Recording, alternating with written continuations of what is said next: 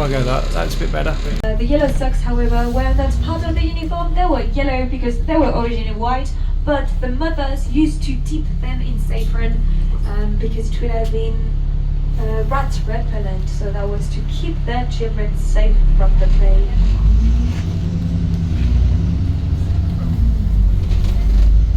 Now on the left, that beautiful hotel, the Taj Hotel, used to be St James's Court, and that was a house built by Queen Victoria just for her grandchildren. Queen Victoria, she had 9 children with Prince Albert,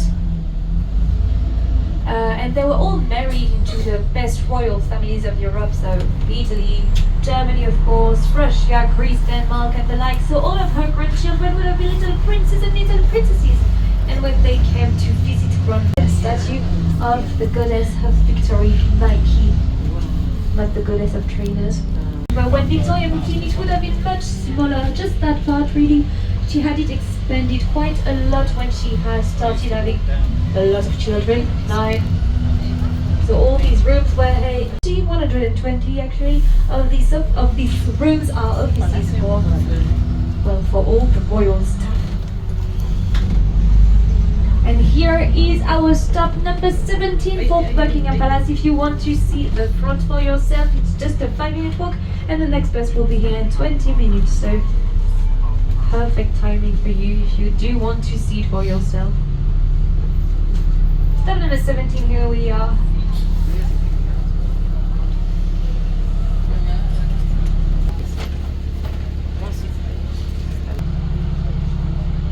To the noble families of England for a lot of money, and he became really, really rich like that.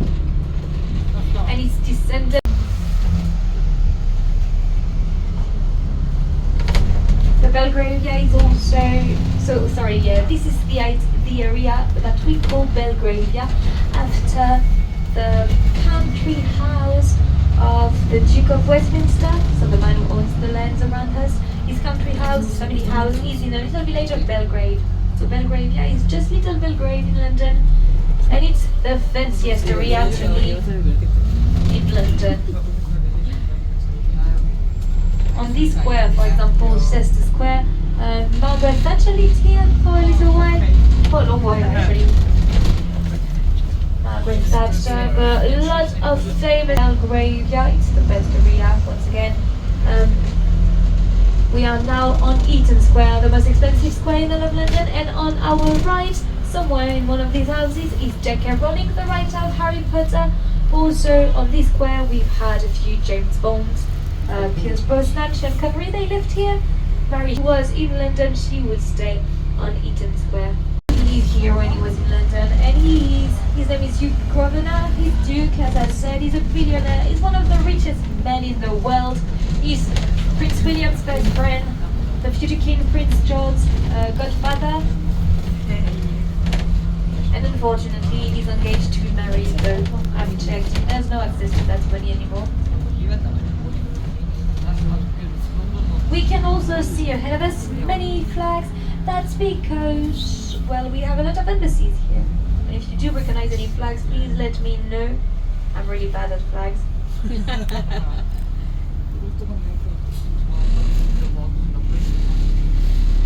But as you can see, all of the houses in Belgravia are painted the exact same. That if you're a resident on Belgravia, you have to paint your house this color every 5 years.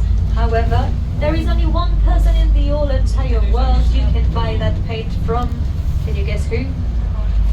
The Duke of Westminster. That's how you become rich, ladies and gentlemen. Or how you remain rich, at least. He was born rich, to be fair.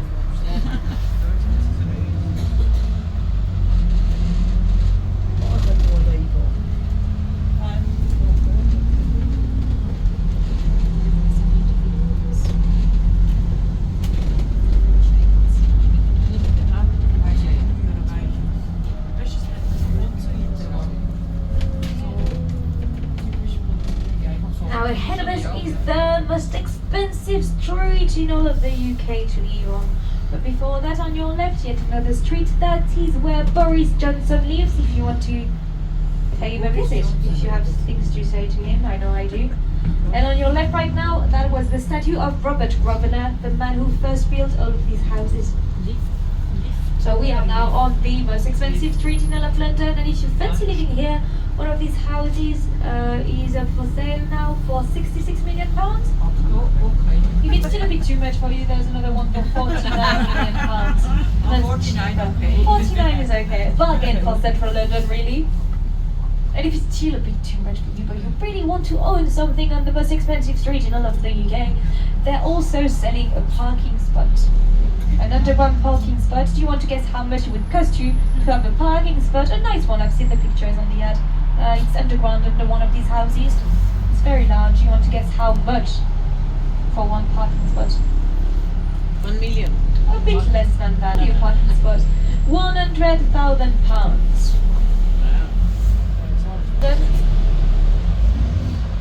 It's the Peninsula Hotel. It just opened a couple of months ago and it's already one of the most expensive.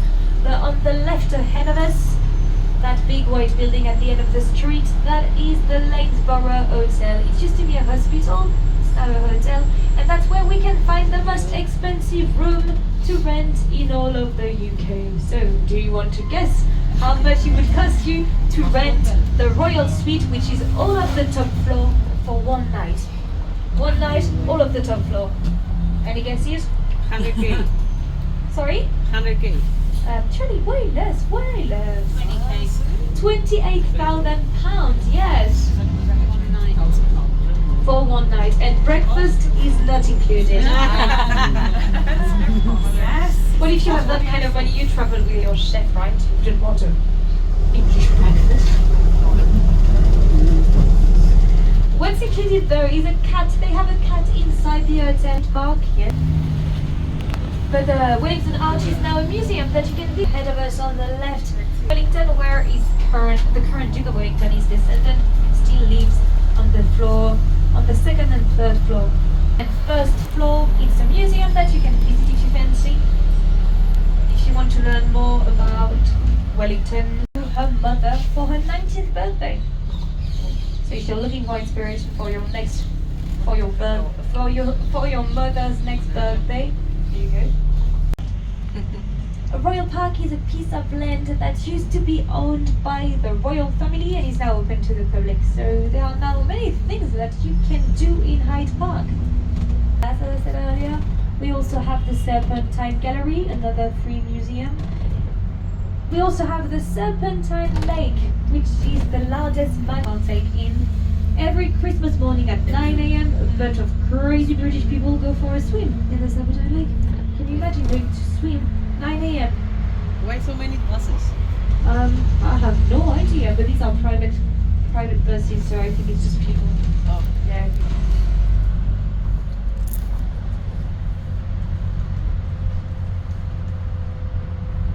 Hyde Park is also where we have Winter Wonderland, of course, and you will see it very soon on your, it's here on your left. You can see the attractions are getting ready. Winter Wonderland opens next week. It's a very large attraction fair that happens every year around the theme of Christmas and winter. It's huge and it's always very crowded, but it's definitely a landmark of Christmas in London. And it opens next week because in London Christmas starts in November. You will see very soon. We'll drive past the main one. Thank you for joining us. Royals, and that's where Princess Elizabeth, well, Queen Elizabeth, well, when she was a princess, and her sister Princess Margaret, they learned how to ice skate.